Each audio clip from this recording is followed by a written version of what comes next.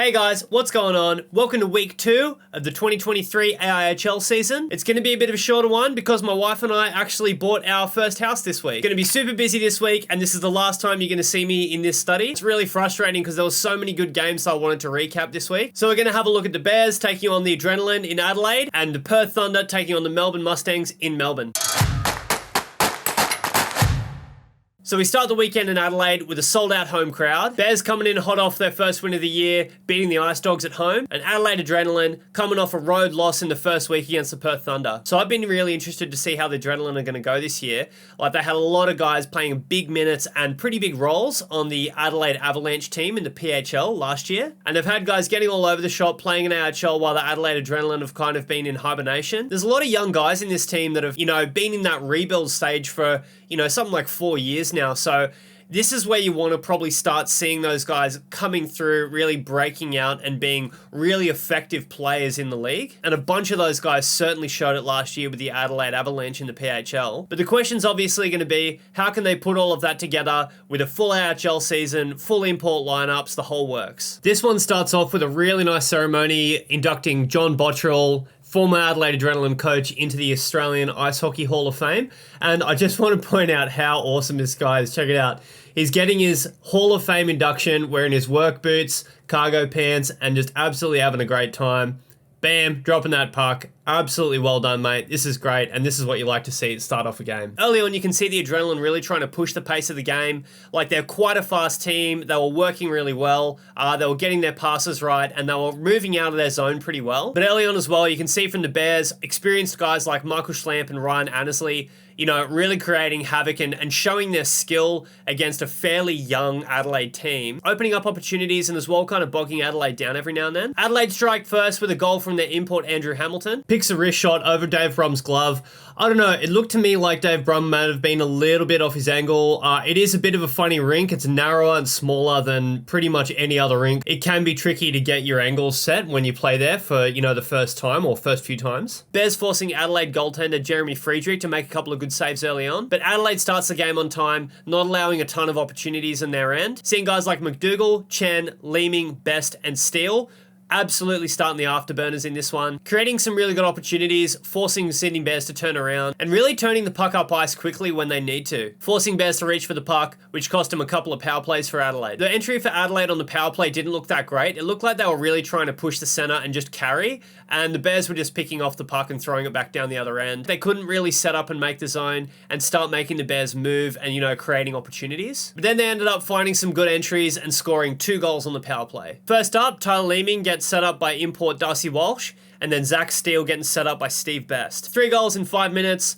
Bears decided to take a timeout. I wasn't sure if we were maybe going to see a goaltending change here. I think this was a great move by Sydney, really trying to shut down the momentum that Adelaide had because they were just absolutely buzzing. Bears get back into the game with a power play goal from Ace Coens. Bears power play looked really good, moving the puck really well in the offensive zone. After this goal, Bears were really cranking the pressure up on Adelaide and really taking away the speed from Adelaide, which they were relying on in that first 10 minutes or so. Jeremy Friedrich coming up with some really good saves, really keeping the Adrenaline in it for the next few minutes. Some really timely goaltending here from Jeremy. Unfortunately, a really bad defensive play up the middle of the ice leads to this goal. I don't know actually how this one goes in. He hacks at it. I don't know if it comes off a defenseman's skate in front of the net as well. Then straight off the draw, Tommy Stevens steals the puck, comes in, and roofs one over Jeremy's glove. I don't know if this one takes a deflection off the stick as he shoots it, but it's probably one that Jeremy wants back. And the Bears go into the second period, tied up the game 3-3. Adrenaline outshoot the Bears in this period, but I'd probably say most of the higher danger scoring chances are from the Bears. I think on the broadcast they said 13 of 14 shots were from high danger areas. It kind of depends what they're defining as a high danger chance here, whether it's in the house or a cross ice pass, but I think that is pretty accurate, and it really does show the difference between looking at this as a 17 to 14 shots. You'd say, oh, Adelaide's probably had the edge in scoring chances,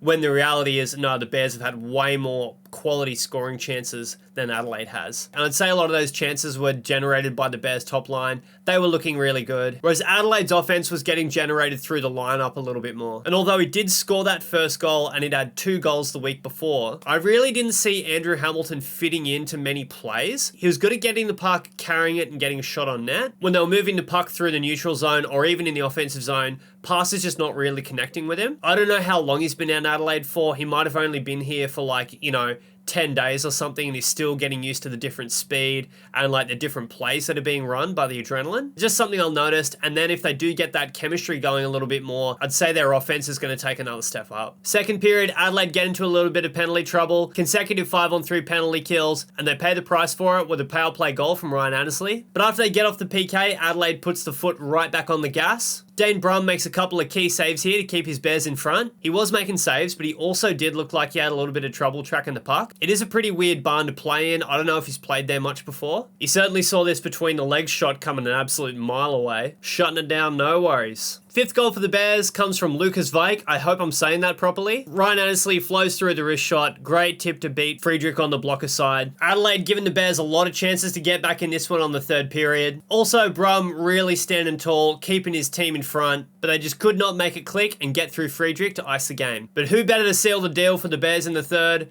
than Michael Schlamp, making absolutely no mistake on this play, getting himself his first goal of the year. A lot of positives for Adelaide in this game. I thought they played really, really well. I think they were really unlucky not to get a couple more goals, but I'm really interested to see what they look like in a few weeks' time, really get that speed that they've got and find a way to use it consistently through the game and not get shut down with a large physical team stopping them up in their zone. I feel like they were giving a fair few chances away to that team, and if you're looking at another team with a really strong import line like the Melbourne Mustangs, I think they're going to have a real hard time defending against that. Speaking of the Melbourne Mustangs, let's take a look at their game against the Perth Thunder in Melbourne on Sunday. Mustangs hosting this game as an Anzac Day tribute, wearing special jerseys and getting some members of the ADF out on the ice. I think the Mustangs are really good at holding these themed games, and we should see more of it across the league. The first thing that everybody saw was how well the Melbourne Mustangs were passing the puck, breaking out of the zone, and setting up in the offensive zone. A lot of this was quarterbacked by Scott Timmins and utilization of those imports on the forward lines, but it definitely wasn't only restricted to those lines.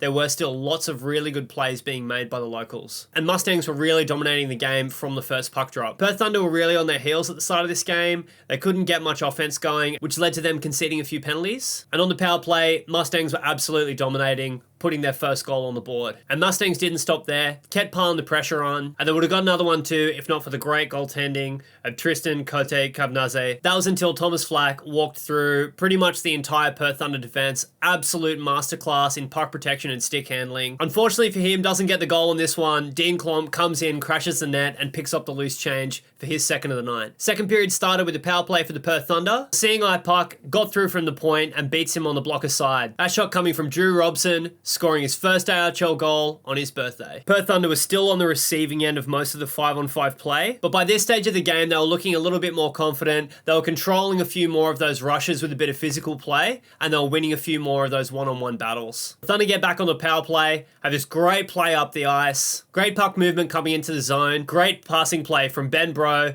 to Anthony Gagnon, teeing up Geordie Kairos for a puck that he was not going to miss. Lifts it over Hughes' blocker side to tie up the game. Mustangs get back on the power play though, and this absolute bomb from Wishart beats Cote clean, gives Mustangs back the lead, 3-2, heading into the third period. Third period started, trading power play opportunities with neither team being able to convert. And on the 5-on-5, Perth were really getting into this game, dominating play-in stages. And this is probably the first time in the game where we're seeing the Perth Thunder really controlling the play in the Melbourne Mustangs end, hemming them in, countering the physical play, and really making life hard for them. But then Mustangs pick up their fourth for the night on a fairly unassuming wrist shot. I'm not sure if this one tipped off the defenseman's skate or stick. After this goal, we see Cote, leaning on his stick a little bit, trying to get some breath. He was getting absolutely peppered in this game, and I'm wondering if maybe fatigue might have played a part in this goal as well. 20 seconds later, bit of a defensive lapse from Perth. Nobody notices Ty Wishart waltzing in from the point, absolutely rifles this one over Cote's glove. I feel for Cote on this one. That's a pretty tough spot to find yourself in. Halfway through the third, Mustangs find themselves on a 3-goal lead. Mustangs get a power play straight after this, so it looks like they might be piling on a few more goals before the night's done. Puck gets tied up at the blue line. Great read from Gagnon, staying up in the neutral zone. Hughes goes down early. Gagnon waits him out, rips it over the glove. Short-handed marker. After this goal though, Perth aren't really finding many opportunities. Mustangs keep peppering Cote, making sure he's playing all 60 minutes of this game. Just under 2 minutes remaining.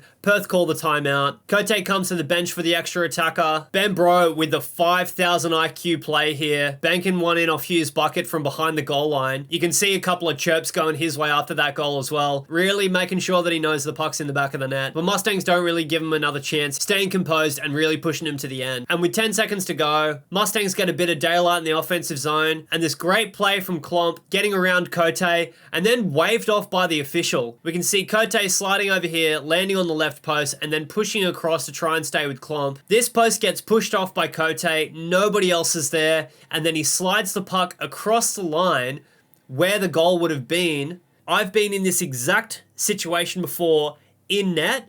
When you're pushing from one side to the other, you accidentally, or sometimes on purpose, push the net off. But if that puck gets around you and it crosses the line, it doesn't matter that the net's off. It's a goal every single time. And maybe there's something I'm missing on the feed here, but we've got the referee right there, waves this one off straight away. From what I can see, this is an awful call. You see Klomp's protesting about it. Matt Armstrong straight over to him as well, protesting about it. They've got every right to be upset about this not being called a goal. If that is the way the game is played, all you would see is every time a goal is out of position, they're going to boot that net off. And on this ice, half the time when it's coming off, you're not trying to take it off. You're just trying to leverage your weight from the post to get a better push across the ice. And in that case, it's not good for you as a goalie for the net to come off, because you're trying to push off the net to give you momentum going across the net. But in saying that, it doesn't matter. If that net comes off, but you still get that puck across the line, it's a goal every single time. Absolutely terrible call by the referee. But that's all she wrote in this game. Mustangs take it 5-4. I'd say Cote is probably my standout for Perth Thunder in this game, allowing 5 goals on 48 shots, but getting 23 shots in that first period alone. And while the Perth imports were really good in this game, saw a lot of locals really stepping up and playing really well with the imports and by themselves to really have a difference maker in this game. Whereas I'd say on the Mustangs side, a lot of that play was dictated by the imports. And as I said last week, the imports on the Melbourne Mustangs are absolutely all time. We see all 5 Melbourne Mustangs goals being scored in this game by imports, but on the Perth Thunder hand, we got 2 goals by locals. That is absolutely not taking away from the really good impact the locals on the Mustangs had. Brendan McDowell, Ryan Rodell, and Sean Jones being 3 standouts on the front end. And a big standout on the back end that I absolutely wasn't expecting to see is Casey Minson. A couple of really great diving plays, breaking up chances in the defensive zone. I played with Casey Minson in my very first season of the AIHL in 2006 at the Newcastle North Stars. And Casey's last AIHL games were 11 years ago in the 2012 season with the Gold Coast Blue Tongues. This was an absolutely awesome battle, probably one of the better ones I've seen so far in the year. And without a doubt, Cote keeping the Perth Thunder in this one, especially in the first and third period. All right, so I'm going to be putting up a weekly poll on my channel. Make sure you're subscribing so you don't miss any. First up, I asked which game gave you the biggest surprise in week 1. 75% of you said Brisbane Lightning's absolute demolition of the Central Coast Rhinos, 17-0. And I've got to agree with that one. I wasn't expecting the Rhinos to be too strong this year, but I don't think anybody was really anticipating this kind of scoreline in this game. 20% choosing the Melbourne Mustangs, beating Newcastle North Stars 11-rip, and I've got to say I was really surprised at this one as well until I looked at who was actually playing and noticing that the North Stars pretty much didn't have their team. That one made a little bit more sense after that. And then 5% choosing CBR Braves, 5-3 win over the Central Coast Rhinos. After that first day, on the whole, I was probably more surprised at this one than anything else, but again, when you see who was actually there,